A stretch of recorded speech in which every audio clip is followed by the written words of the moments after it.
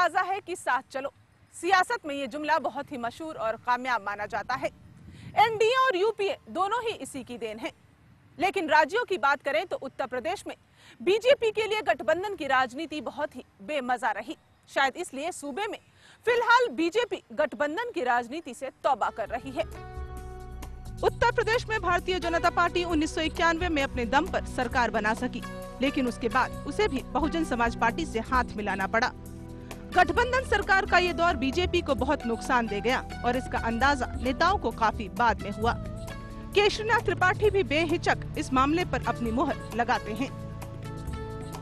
आजकल अलायंस के बगैर सरकार बन नहीं रही, तो आप किसके बारे में सोच रहे हैं? देखिए, भारतीय जनता पार्टी ने तो पहले से भी घोषित कर दिया है कि हम चुनाव के पहले और चुनाव के बाद किसी से भी हम अलायंस नहीं करेंगे, हम अकेले अपने दम पर चुनाव लड़ेंगे। हाँ, अगर एनडीए के कोई पार्टनर इच्छुक हैं हमसे अलायंस करने के लिए राज्य स्तर पर, तो उस पर विचार करेंगे हम। सपा को क्या आप पीछे धकेल पाएंगे? बीजेपी इतनी मजबूत है, आप ये निश्चित रूप से सपा ने, देखिए, सारे सत्ता का दुरुपयोग करने के बाद, पुलिस और प्रशासन का दुरुपयोग करने के बाद सपा स्थानीय निकाय चुनाव में नहीं सफल हो पाई।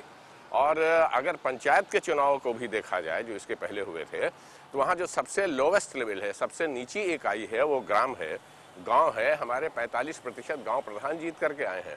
तो सपा का तो कोई वजूद नहीं है। सपा का वजूद केवल सत्ता के बल पर है, बंदूक के बल पर है, धन के बल पर है, पुलिस अधिकारियों के बल पर है। उत्तर प्रदेश में निष्पक्ष चुनाव को लेकर राष्ट्रपति शासन की बात बीजेपी भी पूरे जोर शोर से कह रही है। पार्टी का मानना है कि समाजवादी पार्टी की सरकार चुनाव में भारी धांधली करा सकती है। इसके अलावा प्रदेश अध्यक्ष केशरीनाथ त्रिपाठी का मानना है कि पार्टी जातिवाद की राजनीति से हमेशा दूर रही है।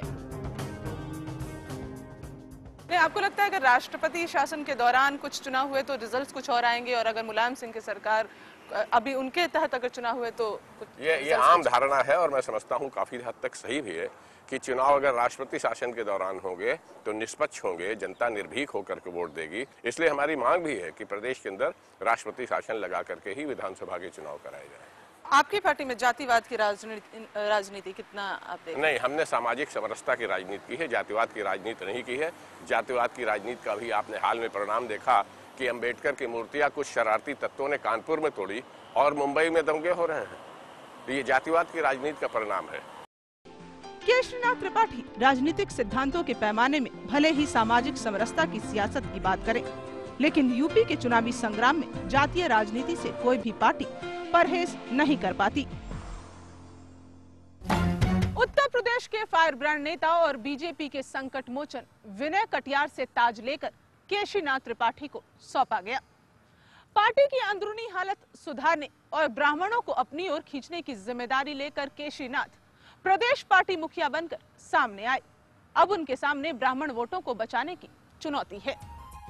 उत्तर प्रदेश में अध्यक्ष पद को लेकर बीजेपी में अंदरूनी राजनीति काफी गरमाई रही। कलराज मिश्र के बाद विनय कटियार और फिर केशरीनाथ त्रिपाठी की ताजपोशी एक नया संकेत थी। अगर मायावती की रणनीति ने सबसे पहले बीजेपी के वोट बैंक में ही सेंध लगाने की कोशिश की, जिसे केशरीनाथ अपने अंदाज में खारिज करने की कोशिश करते हैं। अच्छा, जब विनय कटियार जी को अध्यक्ष पद से हटाकर आपको अध्यक्ष पद दिया गया तो ये माना जा रहा था कि अब ब्राह्मण वोट लुभा सकेंगे, लेकिन अब उस पर तो मायावती की निगाह है। ये भी आप लोगों की धारणा गलत है। ब्राह्मण कुछ ऐसे लोग, नवयुवक लोग, जिन्होंने जरा पैसा पैदा कर लिया है, ऐसे लोग टिकट की लालच में और बहुजन समाज पार्टी को वोट को खरीदने के लिए मायावती को भुगतान करके गए हैं। ब्राह्मण वोट परंपरागत तरीके से भारतीय जनता पार्टी से जुड़ा हुआ है, और अगर ब्राह्मण नाम की बात लें तो फिर भारतीय जनता पार्टी में जितने ब्राह्मण नेता है वो कहाँ बहुजन समाज पार्टी के लोगों बराबरी का? अटल बिहारी वाजपेयी से बड़ा कौन ब्राह्मण है? एक सम्मेलन करती है तो उसमें ब्राह्मण को सम्मान दिया जाता है, तिलक लगाते नजर आते हैं, ब्राह्मण जनेऊ दिखाते हैं। देखिए, ब्राह्मण के अंदर एक बात है कि वो ढोंग को पहचानता है, असलियत को पहचानता है कि ये मायावती का चुनावी नाटक है, इससे ज्यादा कुछ नहीं है। जातिवाद की राजनीति से ही यूपी की सत्ता तय होती है, ये आज के दौर की सच्चाई है। मगर केशरीनाथ मानते हैं कि जो लोग जातिवाद की राजनीति करते हैं उन्हें नुकसान भी उठाना पड़ता है। पार्टी प्रदेश अध्यक्ष चुनावी मुद्दों को भी साफ करते हैं। क्या आप ये नहीं मानते कि जैसे मुलायम सिंह ठाकुरों को अट्रैक्ट कर रहे हैं, मायावती ब्राह्मणों को खींच रही है अपनी ओर, तो आपका जो वोट बैंक है उसमें कहीं ना कहीं सेंध लग गई। देखिए, इन सपा सब का नुकसान भी सपा को हो रहा है। सपा अगर ठाकुर वोट को अपनी ओर खींच रही है तो जो गैर ठाकुर वोट है वो सपा से कट रहे हैं।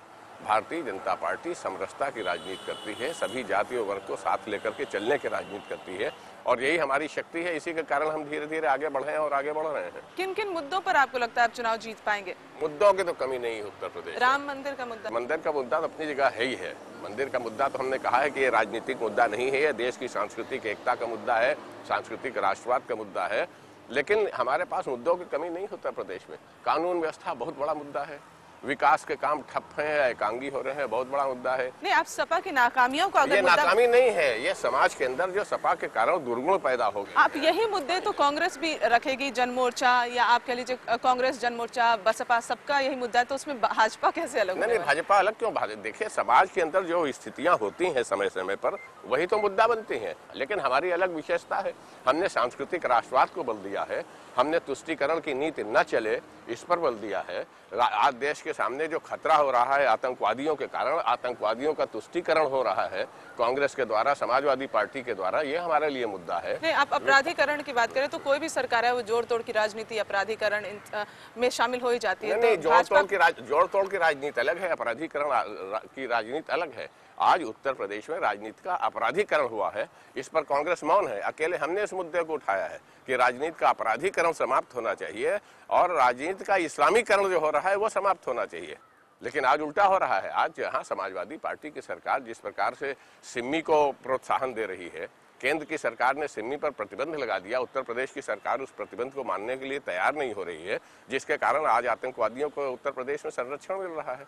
स्वयं मुख्यमंत्री ने 16 मई को इसी वर्ष विधानसभा में कहा है कि उत्तर प्रदेश में 34 जिले आतंकवाद की दृष्टि से संवेदनशील हो गए हैं। 34 जिले का मतलब आधा उत्तर प्रदेश। और हमारा कहना है कि ये 40 से अधिक जिले हैं जो आतंकवाद की दृष्टि से संवेदनशील हैं, जहां आईएसआई की एजेंट्स ने और आतंकवादियों ने अपने अड्डे बना दिए हैं। तो आज उत्तर प्रदेश तो बारूद की कगार पर है। ये हमारे लिए चुनाव का मुद्दा है। अपराधियों को राजनीति से दूर रखने की बात करने वाली बीजेपी के अपने ही कुछ साथी तमाम अपराधों में शामिल रह चुके हैं। ऐसे में पार्टी को खुद ही राजनीति के अपराधीकरण को रोकने के लिए मिसाल पेश करनी होगी। बीजेपी के प्रदेश अध्यक्ष केशीनाथ त्रिपाठी ने अब तक क्या दिया है इलाहाबाद की जनता को, और यूपी में बीजेपी के सामने कौन सी चुनौतियां पेश कर सकती है कांग्रेस, जानेंगे हम एक ब्रेक के बाद।